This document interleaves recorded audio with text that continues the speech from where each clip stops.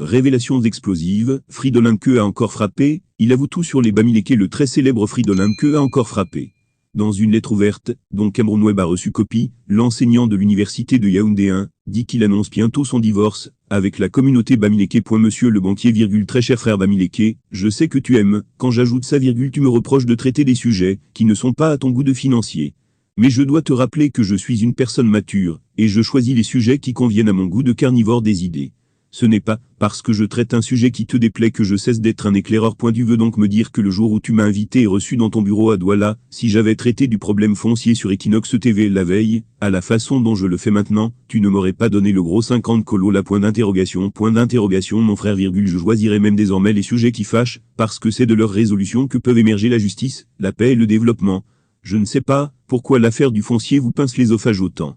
Lorsque vous lisez mon texte sur le secrétaire d'État à la Défense, chargé de la gendarmerie, mon frère Yves Landry Galaxé Toga, vous ne voyez pas que je dénonce une famille d'avoir spolié des centaines d'hectares. Vous vous êtes demandé de qui je parle? Non, non, non. Vous voyez seulement des Bamileke qui ont acheté leur terrain normalement, et vous ne voulez pas qu'on parle d'eux, comme si notre pensée était orientée de manière maladive sur eux. Qui vous dit même qu'on parle toujours de vous, lorsqu'on parle des choses de la République?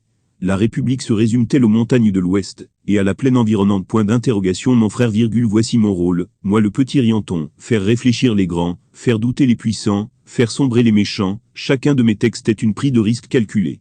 Par exemple, le texte sur Galaxé Toga est un abattoir construit à la porte de l'intéressé. Je ne peux plus être avec vous, dans le traitement des sujets qui vous arrangent. C'est terminé. Terminé.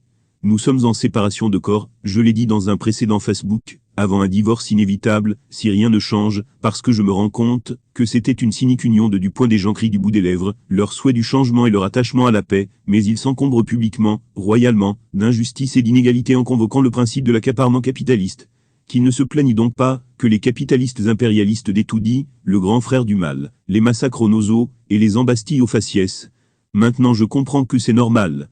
C'est la loi du capitalisme, puisque les plus grands capitalistes, les Américains, le font partout dans le monde, avec des hécatombes indicibles, des millions de morts. Au vu de vos agissements, Biya aurait raison de faire tout ce qu'il fait, parce que c'est le capitaliste en chef. Mais les hypocrites et les bébés capitalistes me diront, la main sur le cœur, ce n'est pas la même chose. Là, on parle seulement des terrains qu'on achète avec notre argent. Soit.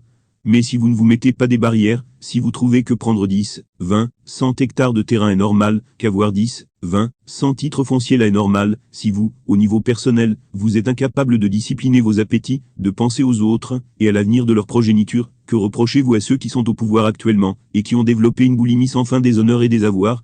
Avec cet état d'esprit, il est certain que seriez au moins comme eux, si vous étiez au pouvoir, sinon pire qu'eux. Ce n'est pas logique de le penser ainsi. Point d'interrogation, mon frère Bamileke, pour se libérer, un peuple doit pouvoir se retrouver en lui-même, et s'identifier comme une entité harmonisée. Et il n'y a pas d'harmonie lorsque l'arnaque, la tromperie, les fuites en avant, les injustices et les inégalités effroyables règnent en maître. Ce n'est pas seulement la malgouvernance d'étoudis que vous voulez que je continue de dénoncer là qui nous enchaîne, ce sont surtout les barrières mentales et intestinales, que nous avons érigées à l'intérieur de nous qui nous bloquent du dedans, qui empêchent à la foule de faire foule.